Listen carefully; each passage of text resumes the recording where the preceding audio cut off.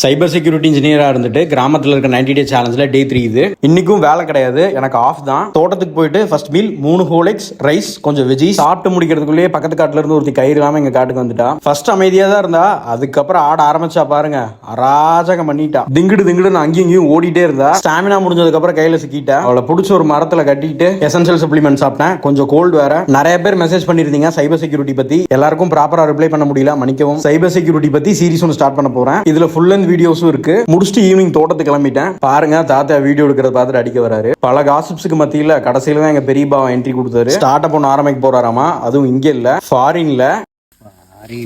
சாராய company investors இருந்தா DM பண்ணுங்க.